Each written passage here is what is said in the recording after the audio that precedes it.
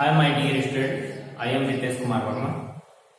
आज के पहले इसके पहले जो नेक्स्ट टॉपिक पे हमने आपको जो मतलब क्लोरो या प्लास्टिक के बारे में बताया था, क्लोरोप्लास्ट, क्रोमोप्लास्ट, ल्यूकोप्लास्ट, इन सब चीजों के बारे में हमने बताया था। ये लेक्चर हमारे जो है यूट्यूब पे पड़ा हुआ है, जो प्ले लिस्ट में है। आपको जो भी टॉपिक सर्च करना हो वो टॉपिक आप डाल करके हमारे जो मतलब YouTube channel biology Pathshala by RK sir, by Ritesh sir के नाम से जो है मतलब आपका जो है यूट्यूब पे चल रहा है।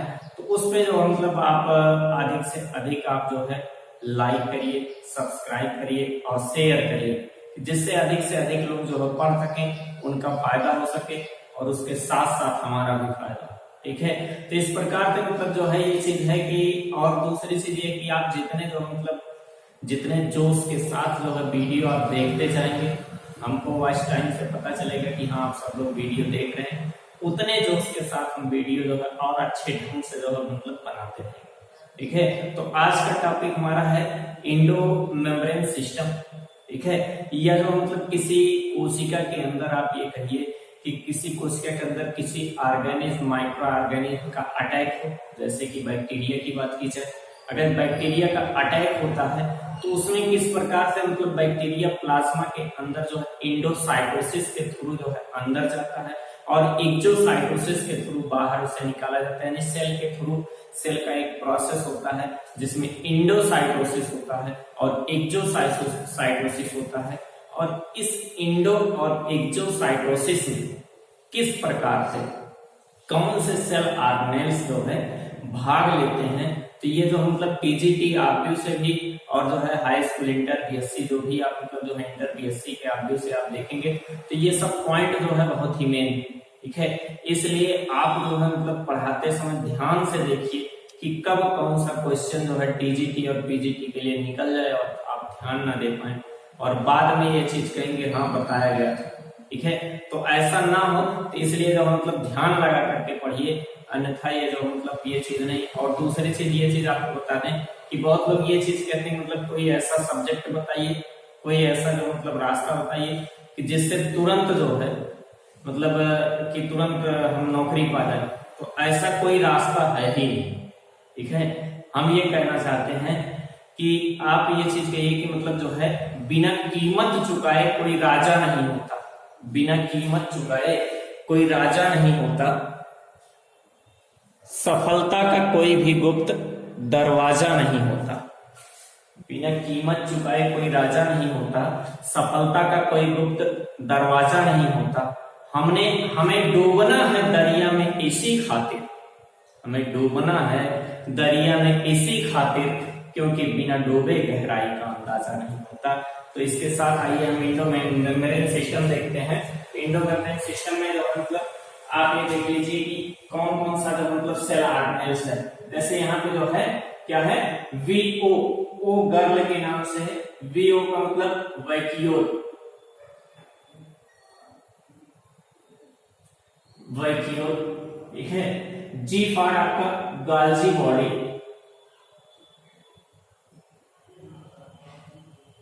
गाल्जी बॉडी। और ER का मतलब होता है इंडोप्लाज्मिक रेटिकुलम,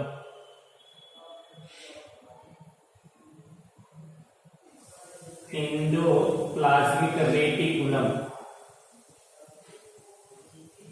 इंडोप्लाज्मिक रेटिकुलम।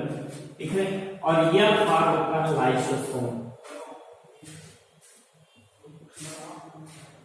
तो ये चार ऑर्गेनेल्स हैं जो है मतलब किसमें भाग लेते हैं, इंडो मेम्ब्रेन सिस्टम।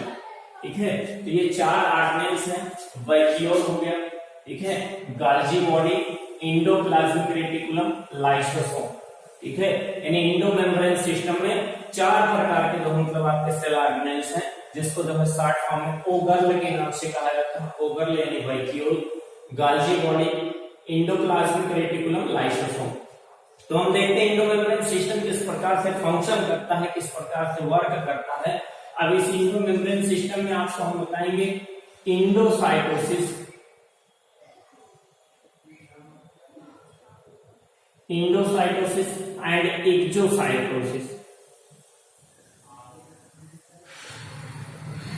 आप इन दोनों पॉइंटों को जो है ध्यान में रखिएगा कि इंडोसाइटोसिस क्या होता है, एक्सोसाइटोसिस क्या होता है। इसी के अंतर्गत आपको, जैसे मान लिया जाए कि किसी सेल पर किसी बैक्टीरिया के द्वारा अटैक होता है, कोई बैक्टीरिया जो है क्या करता है कि किसी सेल पर जो है अटैक करता है, उसका आक्रमण होता। जब आक्रमण होगा तो वो सेल मेम्ब्रेन से जाके टकराएगा, ठीक है।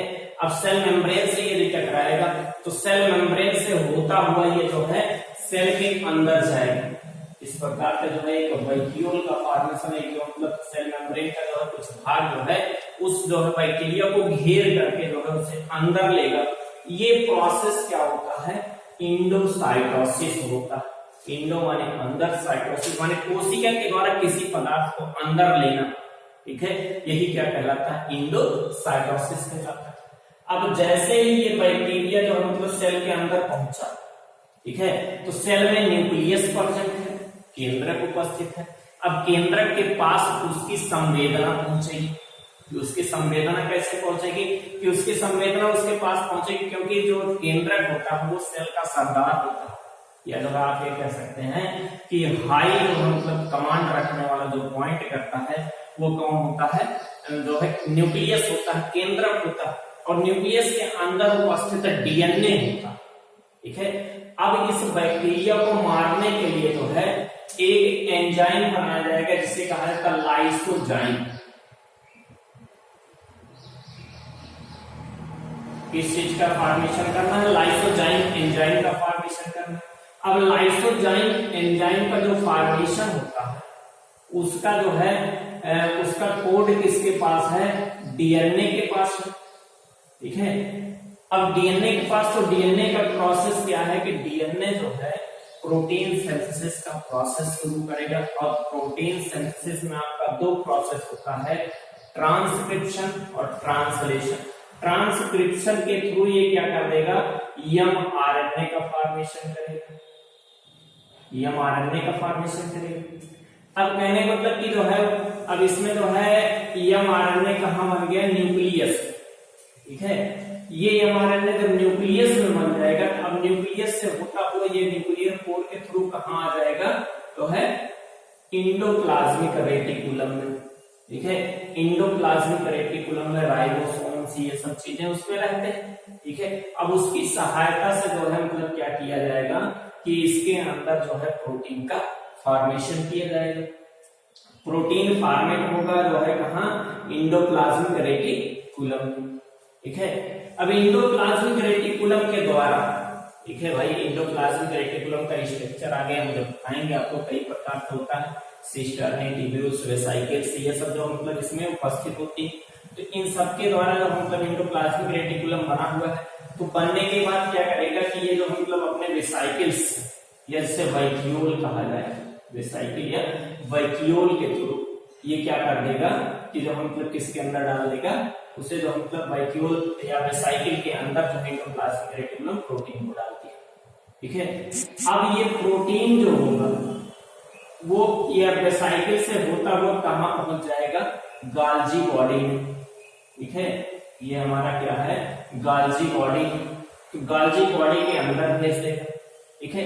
अब गाल्जी बॉडी क्या करता है, गाल्जी बॉडी एक प्रकार से आप ये कह सकते हैं कि ये ट्रैफिक पुलिस का प्रोसेस करता है। एक प्रकार का जो मतलब कोशिका का ट्रैफिक पुलिस है कि किस वस्तु का जो मतलब किस चीज में कन्वर्जन करना है, क्या बनाना है, कैसा मॉडिफिकेशन करना है, कहां उसे भेजना है, किस प्रकार का प्रोसेस करना है, ये सब प्रोसेसिंग किसके द्वारा होता है, गाल्जी काय या गाल्जी बॉडी, ठीक है। अब गाल्जी बॉडी में यहां से प्रोटीन पहुंच गया, ठीक है। गाल्जी बॉडी में जब प्रोटीन पहुंच जाएगा तो इस गाल्जी बॉडी की जो मतलब वैक्यूल्स होती हैं, मतलब जो है जो इसकी जो ट्यूब्यूल वो होती है, मतलब कि आप कह सकते हैं वेसाइकल्स होती हैं, वही वेसाइकल्स, ठीक है। और एक चीज और जान लीजिए कि जो गाल्जी बॉडी का जो है न्यूक्लियस की तरफ वाला फेज होता है उसे कहा जाता है सिस फेज। न्यूक्लियस की तरफ वाला फेज क्या होता है, सिस फेज, सिस फेज। ये इसी तरफ से इसका फॉर्मेशन होता है जिसे कहा जाता है फॉर्मिंग फेज।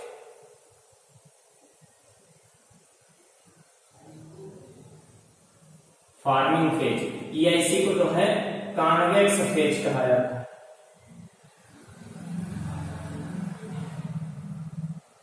कॉन्वेक्स फेज, ठीक है। और या आप कह सकते हैं इमेच्योरिंग फेज, ये सब मतलब जो है किधर होता है, न्यूक्लियस की तरफ गाल्जी बॉडी। और जो मतलब जो है ऊपर की तरफ होता है उसे कहा जाता है ट्रांस फेज, या जो है आप कह सकते हैं मैच्योरिंग फेज, ठीक है, या जो है कॉनकेव फेज, ठीक है। तो इधर जो है कॉनकेव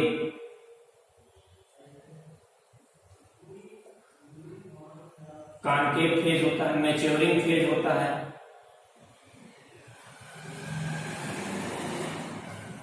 मैच्योरिंग फेज जो होता है, तो इस प्रकार का मतलब जो मैच्योरिंग फेज हो गया, या ट्रांस फेज हो गया, या जो है कॉनकेव फेज हो गया, ये न्यूक्लियस के दूसरी तरफ, न्यूक्लियस की तरफ वाला जो फेज होता है, मतलब जिधर से न्यूक्लियस से ये बन रहा है, इसके तरफ वाला जो सिरा होता है वो सिस फेज कहलाता है। जो इसके विपरीत होता है उसे ट्रांस फेज कहते हैं। तो इस प्रकार से जो है ट्रांस फेज के थ्रू वेसाइकल्स का फॉर्मेशन होगा, और उस वेसाइकल्स के अंदर जो ये जो मतलब प्रोटीन के थ्रू एंजाइम बनाएगा, वो एंजाइम कौन बनाएगा, लाइसोजाइम बनाएगा।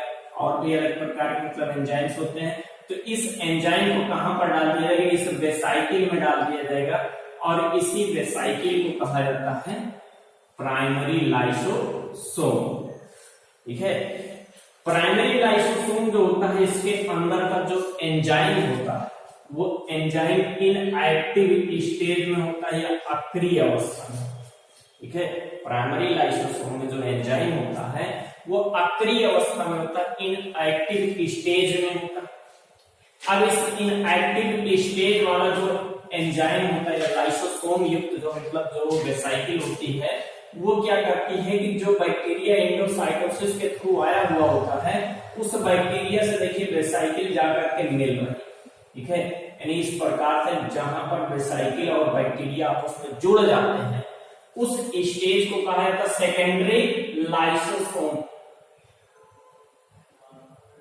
यानी लाइसोसोम अपना स्टेज कन्वर्ट करता है, बना था प्राइमरी में अक्रिय प्रोटीन लेकर के, अब उसके बाद फिर जो है मतलब जैसे बैक्टीरिया से जुड़ा, वो जो है सेकेंडरी जो है लाइसोसोम में परिवर्तित हो गया, और उसके अंदर का एंजाइम क्या हो गया, एक्टिव हो गया। और एक्टिव होगा तो इस बैक्टीरिया को जो है मतलब किल करने का काम करेगा, इसे जो है डेड करेगा। और डेड करने के बाद फिर जो है क्या होगा कि जब उसे वो डेड कर देगा, तो उसके बाद फिर लाइसोसोम के अंदर जो है उस बैक्टीरिया के अवशिष्ट बचेंगे, एक्सक्रीटरी मटेरियल बचेंगे, या जिसे जो है मतलब क्या कहा जाता है, उस एक्सक्रीटरी मटेरियल युक्त लाइसोसोम को कहा जाता है टर्शियरी लाइसोसोम, या रेसिडुअल बॉडी कहा जाता है, ठीक है। अब रेसिडुअल बॉडी के थ्रू क्या होगा कि पुनः जो है ये प्लाज्मा मेम्ब्रेन के पास पहुंचेगा, और एक्सोसाइटोसिस के थ्रू उस बैक्टीरिया के अवशिष्ट को निकाल देगा। तो ये पूरा सिस्टम जो न्यूक्लियस से शुरू हुआ, जिसमें एंडोप्लाज्मिक रेटिकुलम, गाल्जी बॉडी, ठीक है, वेसाइकल्स, लाइसोसोम, ये सब जो उनका वेसाइकिल का मतलब आपका जो मतलब आप ये कह सकते हैं वैक्यूल, ठीक है, ये सब जो यूज हो रहे हैं, यही पूरा प्रोसेस इंट्रोमेम्ब्रेन सिस्टम कहलाता है। और इसके अंतर्गत भाग लेने वाले जो सेल ऑर्गेनेल्स होते हैं उसे इंडोमेम्ब्रेन ऑर्गेनेल्स कहा जाता है। तो इस प्रकार से चार होते हैं, न्यूक्लियस को नहीं माना जाता कि न्यूक्लियस जो है इंडोमेम्ब्रेन सिस्टम का हिस्सा नहीं होता। तो इस प्रकार से हम ये चीज देखते हैं। अब इसमें जो मतलब हम एक एक करके सेल ऑर्गेनेल्स को, इसके अंतर्गत वाले सेल ऑर्गेनों को पढ़ते हैं। सबसे पहले हम देखते हैं इंडोप्लाज्मिक रेटिकुलम। इंडोप्लाज्मिक रेटिकुलम क्या होता है भाई, जैसे कि आप ये जानते हैं कि इंडोप्लाज्मिक रेटिकुलम सेल के अंदर उपस्थित, ठीक है, एक प्रकार का नेटवर्क लाइक स्ट्रक्चर होता है जो सेल को मैकेनिकल सपोर्ट उत्पन्न करता है, ठीक है। और दूसरी चीज ये होता है कि जो सेल के जो है स्केलेटन का वर्क करता है, या कोशिकी कंकाल का निर्माण करता है। इसके बारे में देखा जाए, फर्स्ट टाइम में जो इसे ऑब्जर्व किया गया था वो गार्नियर नामक साइंटिस्ट के द्वारा किया गया, ठीक है। गार्नियर नामक साइंटिस्ट के द्वारा जो है इसको जो ऑब्जर्व किया गया, और इनके द्वारा जो टर्म दिया गया, ठीक है, एर्गोइस्टोप्लाज्म कहा गया, ठीक है। इसको क्या कहा गया, जो टर्म दिया गया एर्गोहिस्टोप्लाज्म टर्म दिया गया। गार्नियर ने इसका जो है मतलब ऑब्जर्वेशन किया था, सबसे पहले जो है इसको ऑब्जर्व किया था, देखा। उसके बाद जो डिस्कवरी की गई, खोज की गई, वो के.आर. पोर्टर नामक साइंटिस्ट के द्वारा किया गया। ठीक है, के.आर.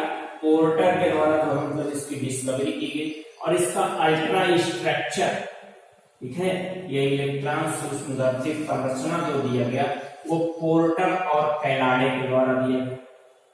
ठीक है, पोर्टर और कैलाडे ने इसका अल्ट्रा स्ट्रक्चर दिया। ठीक है, फॉर्मेशन इसका कहां से होता है, इसका फॉर्मेशन जो होता है देखिए यहाँ पे आउटर मेम्ब्रेन ऑफ जो है क्या होता है, न्यूक्लियस, केंद्रक के बाहरी झिल्ली से इसका निर्माण होता है। ठीक है, बाहरी झिल्ली के द्वारा इसका निर्माण होगा, उससे गाल्जी बॉडी का, गाल्जी बॉडी से लाइसोसोम का, यानी इस प्रकार का जो है फॉर्मेशन होता है। और मतलब इसका जो एंडोप्लाज्मिक रेटिकुलम का या ईआर का फॉर्मेशन किसके थ्रू होता है, आउटर मेम्ब्रेन ऑफ न्यूक्लियस या केंद्रक के बाहरी झिल्ली से होता है। स्ट्रक्चर जो दिया गया नेट लाइक स्ट्रक्चर, यानी जालिकावत संरचना, जैसे मतलब जो कोशिका के अंदर एकदम जाल जैसा संरचना में होता है। ठीक है, जालिकावत संरचना में ये फैला हुआ होता है। ठीक है, और मतलब जो है इन साइटोप्लाज्म कहा गया है यहाँ पे। और इसे कार्ड क्या कहा जाता है, साइटोस्केलेटन कहा जाता है, या कोशिका का कंकाल कहा जाता है। इस प्रकार से ये पॉइंट है। ठीक है, टाइप ऑफ एंडोप्लाज्मिक रेटिकुलम की बात करें, ठीक है, कि कितने प्रकार के जो अंतःपरद्रव्यी जालिका होते हैं। इसका हिंदी नाम अंतःपरद्रव्यी जालिका, अंतःपरद्रव्यी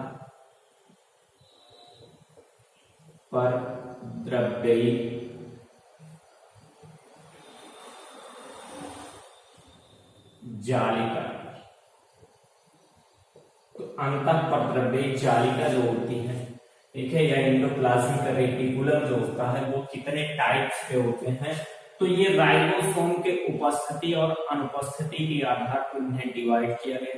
जिस पर राइबोसोम पाया जाता है उस पर उसका जो सरफेस होगा वो खुरदुरा होगा या ग्रेन्युलर होगा, यानी कणिका युक्त होगा या रफ होगा। तो इसलिए जो है एक कह दिया गया कि रफ एंडोप्लाज्मिक रेटिकुलम। ठीक है, या इसे शॉर्ट फॉर्म में कहा जाता है RER। दूसरा, या फिर इसे जो है granular endoplasmic reticulum, ER short form है एंडोप्लाज्मिक रेटिकुलम, तो इसे ग्रेन्युलर एंडोप्लाज्मिक रेटिकुलम कहा जाता है। Ribosome present on the surface, इसकी सतह पर राइबोसोम उपस्थित होते हैं। दूसरे टाइप का होता है स्मूथ एंडोप्लाज्मिक रेटिकुलम, जैसे शॉर्ट फॉर्म में कहा जाता है SER, या इसी को जो है ए ग्रेन्युलर एंडोप्लाज्मिक रेटिकुलम कहा जाता है। ए ग्रेन्युलर एंडोप्लाज्मिक रेटिकुलम, या इसमें कहा गया absence of ribosome on the surface, यानी इसकी सतह पर राइबोसोम अनुपस्थित होता है। ठीक है, तो इस प्रकार से दो प्रकार के हमारे राइबोसोम्स पाए जाते हैं, RER और SER। ठीक है, दो प्रकार के पाए जाते हैं। स्ट्रक्चर ऑफ जो है एंडोप्लाज्मिक रेटिकुलम, देखिए इस प्रकार से स्ट्रक्चर बनाने की मतलब उस प्रकार से आवश्यकता नहीं है। यदि आप देखना चाहें तो एंडोप्लाज्मिक रेटिकुलम का स्ट्रक्चर जो है कुछ इस प्रकार से बना हुआ मिलता है आपको। ठीक है, ऐसे आपको जो है इस प्रकार से बना हुआ मिलेगा। ठीक, जिसमें जो है मतलब ऐसे टाइप का जो है आपको एंडोप्लाज्मिक रेटिकुलम मिलेगा। ठीक है, और सतहों पर अगर जो है राइबोसोम पाया जाता है तो उसे SER कहा जाएगा, RER कहा जाएगा, और यदि नहीं पाया जाता तो उसे SER कहा जाएगा। इस प्रकार से जो एंडोप्लाज्मिक रेटिकुलम का फॉर्मेशन होता है। इसमें किसके किसके थ्रू होता है, जैसे कुछ इसमें जो है स्ट्रक्चर होता है जैसे सिस्टर्नी कहा जाता है। ठीक है, सिस्टर्नी ऐसी जो है स्ट्रक्चर होती है जो होती तो ट्यूब्यूल लाइक ही होती है लेकिन अनब्रांच होती है, लेकिन इस पर क्या होता है राइबोसोम प्रेजेंट होता है। ठीक है, ट्यूब्यूल्स जो होते हैं ये ब्रांच्ड होते हैं। ठीक है, लेकिन राइबोसोम इसमें एब्सेंट होता है। वेसाइकल्स जो होती हैं गोलाकार सी होती है, राउंड स्ट्रक्चर होता है। ठीक है, और जो मतलब इसमें फ्लूइड वगैरह जो मतलब भरे हुए रहते, देखिए इसमें सिस्टर्नी जो होता है अनब्रांच्ड होता है, और ये RER का फॉर्मेशन करता है, या RER फॉर्मेट ऑफ सिस्टर्नी, तो सिस्टर्नी के थ्रू जो है ये फॉर्मेट होता है। और दूसरी चीज अगर ये RER है तो इस पे राइबोसोम अटैच रहेंगे, ATS टाइप राइबोसोम, इसलिए कहा जाता है क्योंकि ये यूकैरियोट सेल में पाया जाने वाला सेल ऑर्गेनेल्स है, ठीक है।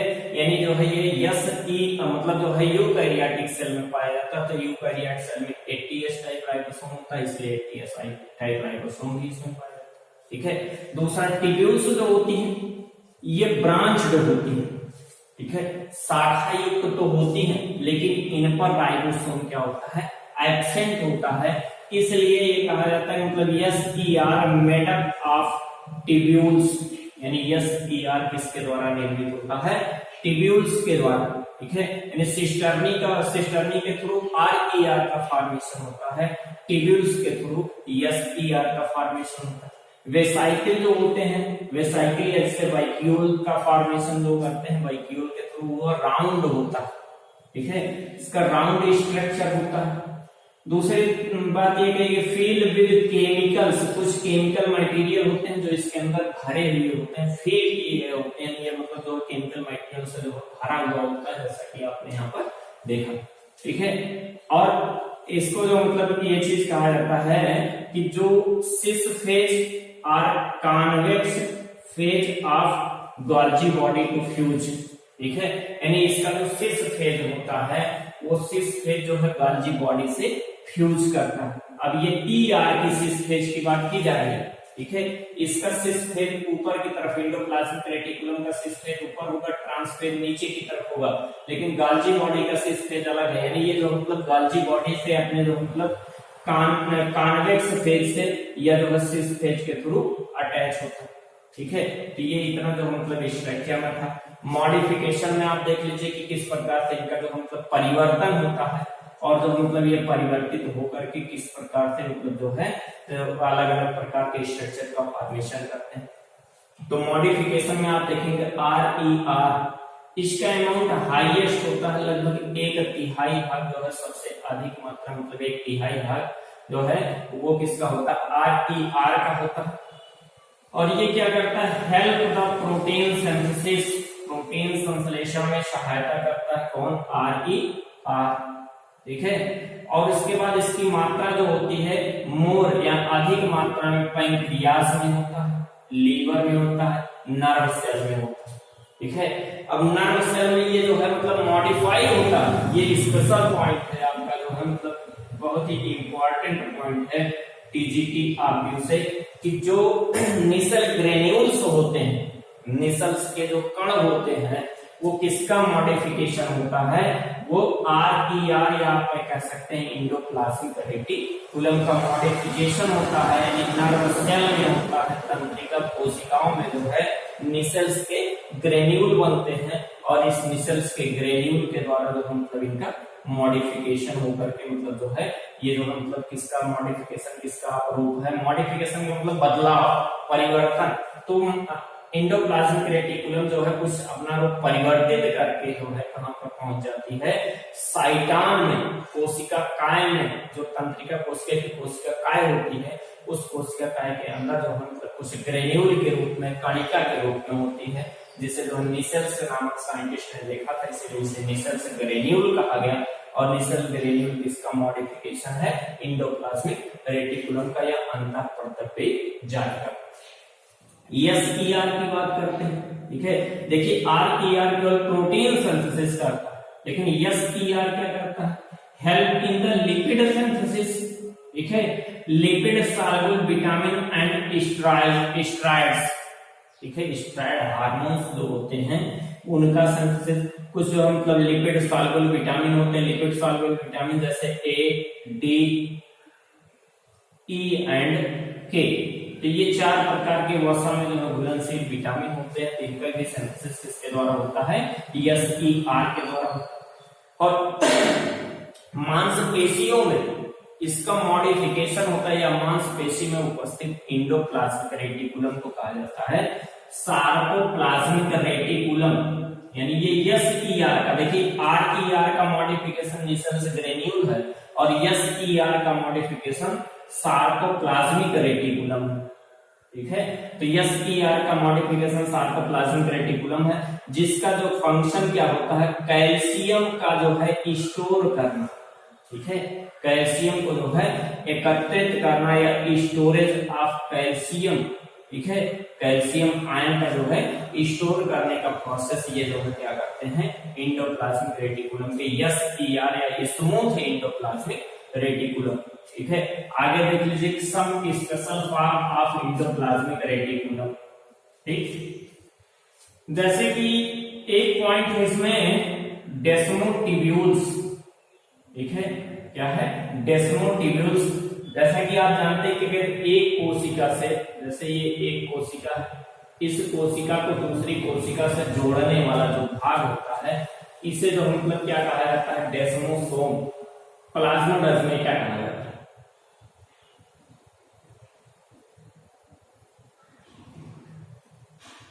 प्लाज्मोडेस्माटा कहा जाता है। ठीक है, तो जब प्लाज्मोडेस्माटा का फॉर्मेशन होता है, जब ये जो है एक सेल से दूसरे सेल में प्लाज्मोडेस्माटा जो है उसके साइटोसाल को एक दूसरे सेल के साइटोसाल के संपर्क को जो हम बनाने के लिए वो उसका फॉर्मेशन होता है, तो उसी के साथ, ठीक है, एंडोप्लाज्मिक रेटिकुलम के जो है मतलब कुछ भाग इसके साथ चले जाते हैं एंडोप्लाज्मिक रेटिकुलम के। तो इस प्रकार से यहां तक जो एंडोप्लाज्मिक रेटिकुलम जो प्लाज्मोडेस्माटा के अंदर जो है या डेस्मोसोम इसे कहा जाता है, प्लाज्मोडेस्माटा नहीं बल्कि डेस्मोसोम कहा जाता है।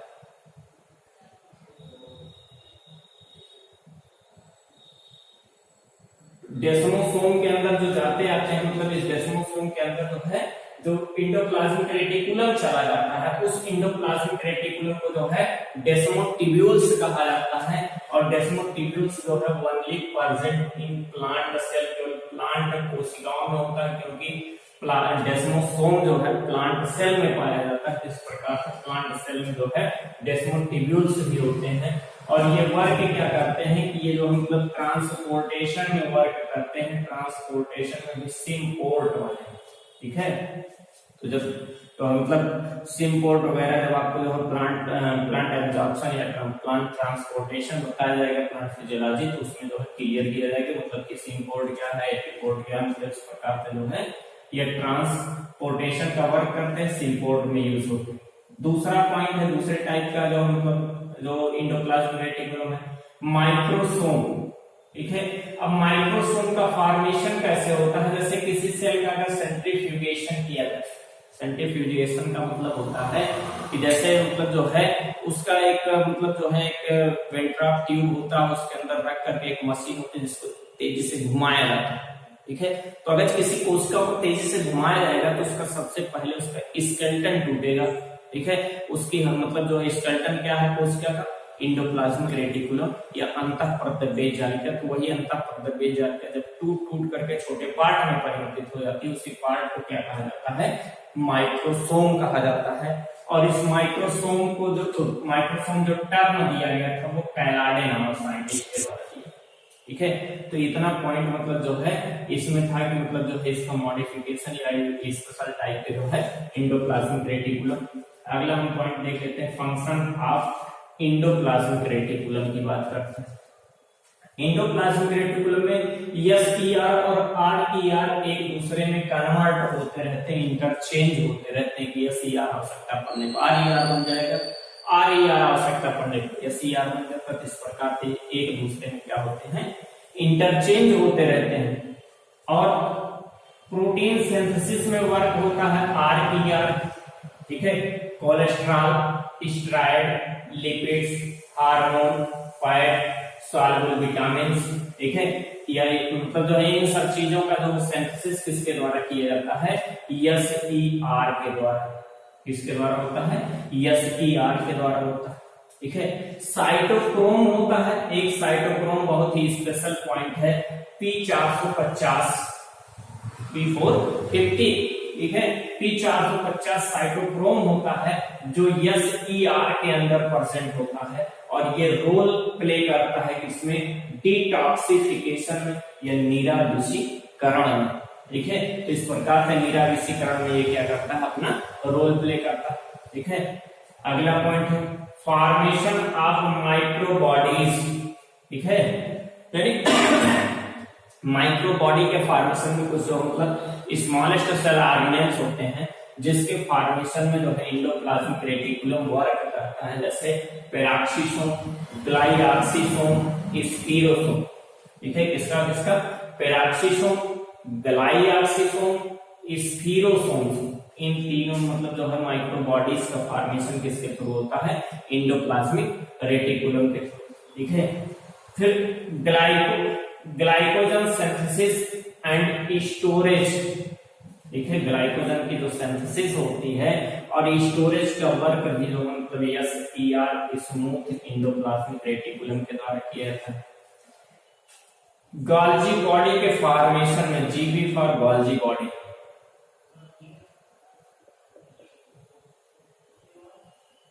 गोल्जी बॉडी के जो है मतलब गोल्जी काय के जो है निर्माण में भी कौन वर्क करता है, एंडोप्लाज्मिक रेटिकुलम। RER या रफ एंडोप्लाज्मिक रेटिकुलम राइबोसोम से जो मतलब अटैच जो होता है किसकी सहायता से, राइबोफोरिन प्रोटीन्स की सहायता से, जो मतलब एक राइबोफोरिन प्रोटीन फर्स्ट और सेकंड होता है जिसकी सहायता से जो है मतलब क्या करता है, RER से जो है राइबोसोम अटैच होता है। और ये चीज बताया है these राइबोफोरिन्स आर ट्रांसमेम्ब्रेन ग्लाइकोप्रोटीन। ठीक है, ये क्या होते हैं, ट्रांसमेम्ब्रेन ग्लाइकोप्रोटीन, यानी RER के जो है मेम्ब्रेन पर पाई जाती है, आउटर मेम्ब्रेन पर पाई जाती है, इसलिए इसे ट्रांसमेम्ब्रेन जो है ग्लाइकोप्रोटीन्स कहा जाता है, जिसकी सहायता से जो है राइबोसोम अटैच होता है। ठीक है, 60S ribosome attach to the endoplasmic reticulum surface with the help of ribophorin. Ribophorin की सहायता से ही 60S या आप कह सकते हैं लार्जेस्ट मॉलिक्यूल ऑफ या लार्जेस्ट पार्ट ऑफ राइबोसोम, यानी जो मतलब यूकैरियोट सेल में लार्जेस्ट क्या होगा, 60S वाला वो राइबोफोरिन प्रोटीन की सहायता से राइबोसोम से अटैच होते हैं। ठीक, अगला provided the mechanical support and formation of cytoskeleton.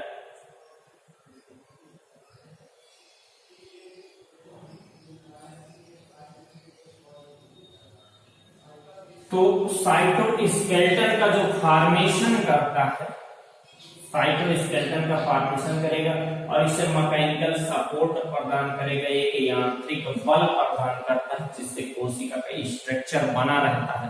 और स्ट्रक्चर क्योंकि जैसे शरीर में अस्थियां, अगर अस्थियों को निकाल दिया तो शरीर पूरा एक गट्ठर हो जाए, यानी अस्थियां हमारे शरीर को एक ढांचा प्रदान की, उसी प्रकार से एंडोप्लाज्मिक रेटिकुलम भी कोशिका को एक ढांचा प्रदान करता है, एक जो साइज प्रदान करता है, एक स्ट्रक्चर प्रदान करता है। तो वो जो मतलब उस स्ट्रक्चर को जो मतलब उसी को साइटोस्केलेटन कहा जाता है, और एक प्रकार का जो मतलब यांत्रिक बल प्रदान करता है जिससे वो कोशिका उस रूप में बनी रहती है। तो ये चीज जो मतलब क्या करता है, मैकेनिकल सपोर्ट देता है। ठीक है, और work translocation of material by diffusion. ठीक है, तो डिफ्यूजन प्रोसेस के थ्रू जो मटेरियल्स होते हैं उन मटेरियलों के ट्रांसलोकेशन में या मतलब जो एक स्थान से दूसरे स्थान भेजने में जो है सहायता करता है एंडोप्लाज्मिक रेटिकुलम। तो ये आज का मतलब जो है आज का टॉपिक यहाँ तक। ठीक है, आगे नेक्स्ट डे पर, तब तक के लिए जो है नमस्कार, थैंक यू, जय हिंद।